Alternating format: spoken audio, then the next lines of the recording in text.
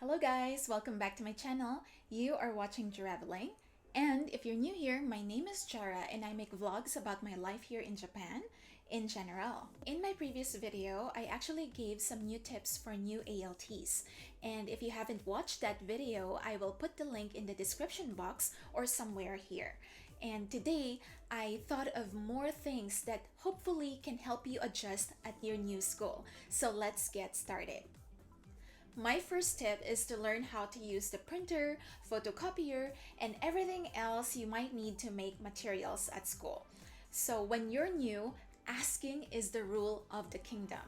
So I'm not kidding, when I first came into our school, there was so much equipment that I didn't know existed and I did not know how to operate. So my advice is just to ask someone how to use those things. So even for me, I've made some embarrassing mistakes like, jamming the photocopier, but I've made enough friends so that I can ask for help anytime. This leads me to my next tip, which is to build rapport. And I'm not just talking about your JTEs or your students, but also the other teachers, those who teach other subjects. So they usually give out like a seating plan so you can find out where the teachers are seated in the staff room. So in my case, I asked my supervisor to, read to me the names because it's in kanji, and I wrote their names in Romaji or the alphabet. And then, when I first came to our school, I also gave out omiyage from the Philippines.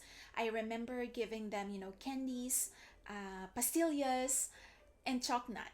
So it's not a requirement, but giving omiyage or souvenir is part of Japanese culture. I think it's also a nice way for you to, give your omiyage in person, so you can ask about their name and you can ask about what subject they teach or what club they manage. So it's a very good way to introduce yourself. Most of the teachers tend to be very reserved, so be careful in, asking their information. But if you share enough about yourself, I'm sure they'll warm up to you and open up a bit more. So you'll never know when you'll need help the next time that photocopier is jammed, right? One more thing, if you're working with another ALT at your new school, have a good relationship, support each other. So my predecessor actually gave us some good advice when she left. She told us that Japan works in a consensus, meaning ideas get accepted quicker if the majority agrees with it. So I think you'll be able to do more if you have each other's back. So support each other's ideas. You're not there to compete with each other. You're there to make your school a better place. So yeah. Okay, so next, two things that I'm continuously learning here in Japan is adaptability and flexibility. So I kid you not, there are so many instances that I had to change a lesson plan because of a variety of reasons and unforeseen events. And I will not lie to you, you will most probably experience that here in Japan. Sometimes trains get canceled because of terrible weather, and at my school, so if trains get canceled, it means there are no classes. So sometimes a class loses a day, but you know for a fact that that particular class needs that day to pass their exam or to do a presentation. So we might need to change the schedule or make a new lesson plan for that particular class. There will be instances as well where tomorrow's the exam, but your GTE asked you to change the exam because it's too easy or it's too difficult. Or a few minutes before class, your GTE will tell you, sorry, we can't use this, please change it. So what will you do? Are you going to make a big deal out of it, or are you going to be a professional and adapt to the situation? One of my JTEs told me that there is no perfect lesson plan. It's only a plan, so it can change. And I totally agree with that. So sometimes you only notice what needs to be changed when you're actually doing that activity in class. So what I suggest is that you take notes of those changes and then you can apply it to your next class. Okay, so there are also instances when the JTE changes how the activity is done during class. And you know what? In all of those times that I trusted my JTE, the class went really well. So do not underestimate your JTE's input. Alright, so tip number 4 is to build an arsenal of time filler games and lesson activities. So to be honest, I didn't have much of these when I first started out, and most of the activities that I know, I only learned along the way. So some of it worked, some of it didn't. So I highly suggest collecting information about games and activities that you can use inside the classroom. So sometimes the teachers will come to you and ask you for advice or suggestions, or there will be an instance that you have an extra time in class, and it's always good to have that activity that you can easily pull out of your bag, right? My last tip is to be involved and share about your culture. So maybe right now you're thinking it's really difficult to do that because of the current situation.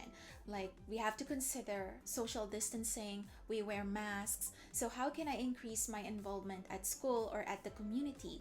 But you know what? I think that the Japanese government just made a few adjustments, and at school, they created guidelines so they can keep some of the events like sports day, culture festival, and many more.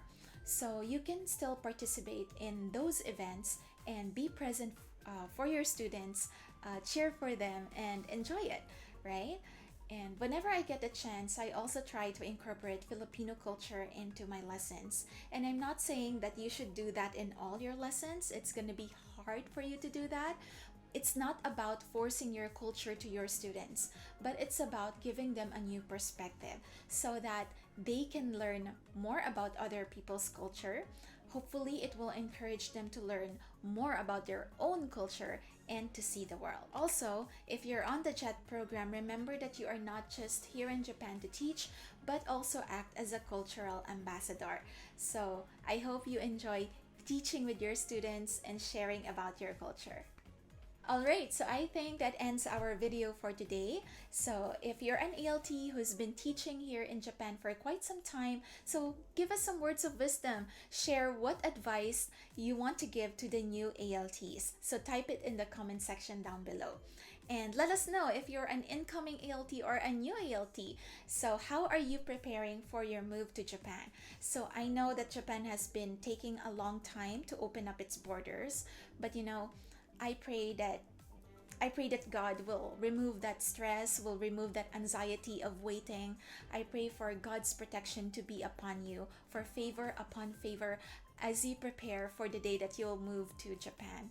So, kapit lang, as we say in Tagalog. So, yeah.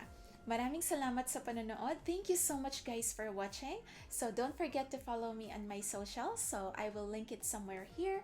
So subscribe if you haven't already. Be part of our growing family.